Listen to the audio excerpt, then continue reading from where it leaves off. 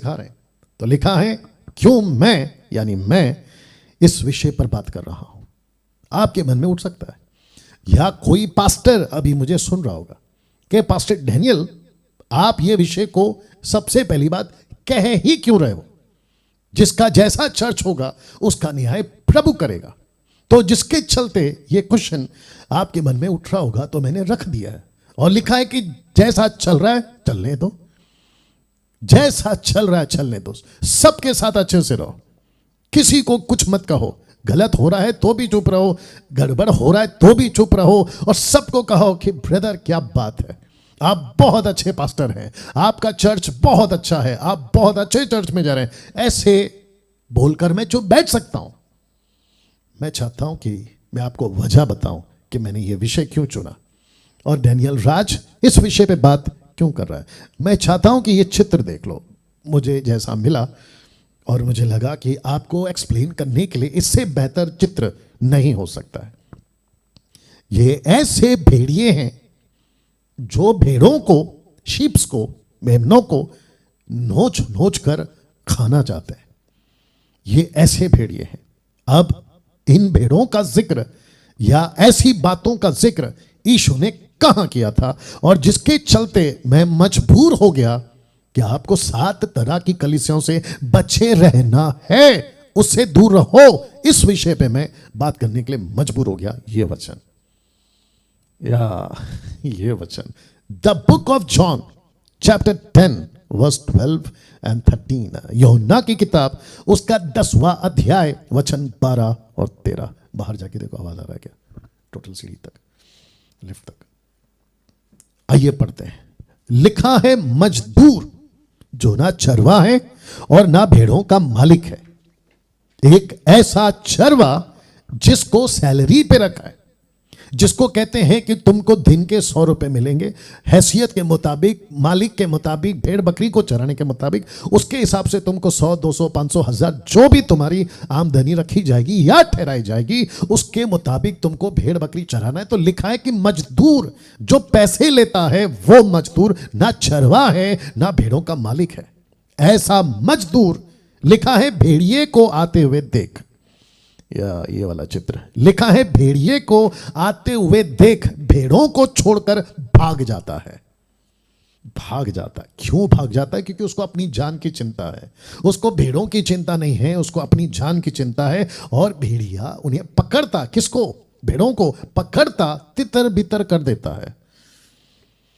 वचन 3, माफ करें 13, वह इसलिए भाग जाता है। कौन? मजदूर। मालिक नहीं भागेगा, चरवा नहीं भागेगा, लेकिन जो पैसे का चरवा है, जो पैसे का पास्टर है, जो पैसे का बाइबल टीचर है, जो पैसे का प्रॉफिट है, जो पैसे का सेवक है, वो भागेगा। और लिखा है वो इसलिए भाग जाता है क्योंकि उसको भेड़ों की चिंता नहीं है। यह वचन ने मुझे मजबूर किया कि मैं 7 बातों को और 7 कलीसियाओं को एक्सपोज करूं, उनकी टीचिंग को एक्सपोज करूं, उनकी बातों को आपके बीच में रखूं और आपको भेड़ियों से बचाऊं ना। लिखा है चिंता नहीं है। एक व्यक्ति है परमेश्वर का दास, जिसको हम पौलुस से जानते हैं या पौलुस कहकर जानते हैं।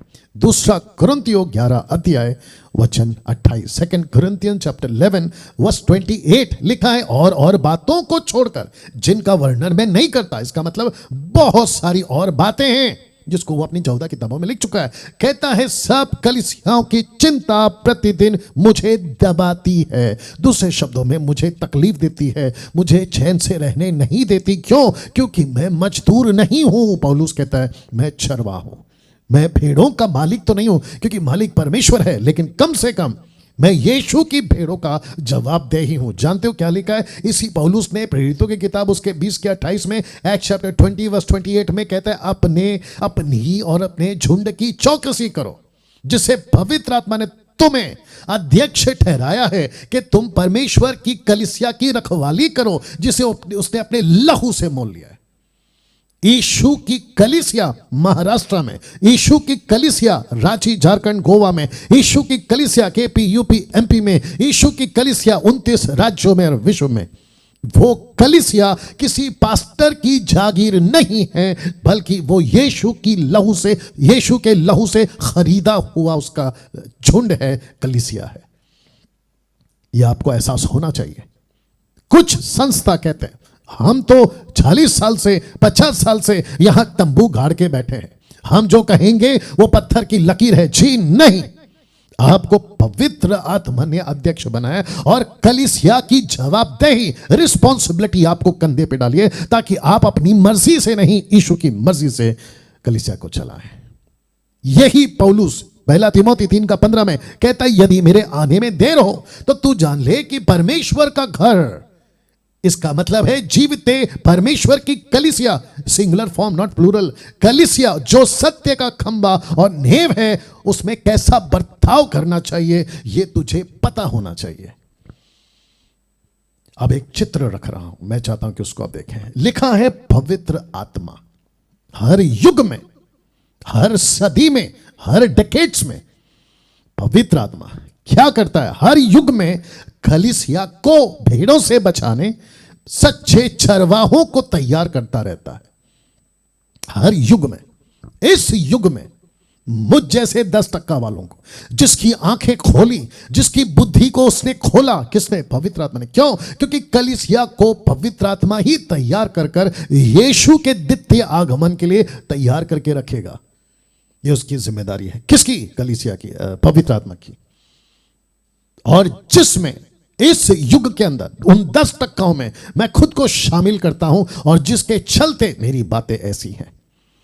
कुछ लोग या कुछ preachers, teachers, pastors, evangelist and worshippers मुझे पसंद नहीं करते। क्यों? क्योंकि मेरी बातें उनसे मैच नहीं करती, और मुझे भी पसंद नहीं है क्योंकि उनकी बातें मुझसे और पवित्र आत्मा से मैच नहीं करती। कितने रिश्ते, बहुत ध्यान से सुनिएगा, कितने रिश्ते मेरे टूट गए हैं उन लोगों से जो 20, 14, 15 साल पहले मेरे थे। क्यों?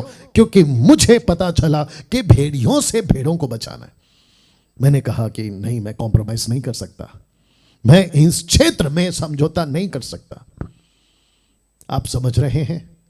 कुछ कॉल्स आते हैं।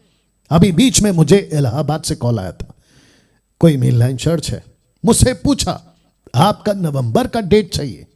मैंने उनसे साफ कहा मैं आने के लिए तैयार हूं, लेकिन एक ही शर्त पर, मुझे प्रचार करते वक्त या कहते वक्त मुझे किसी प्रकार की पाबंदी नहीं चाहिए।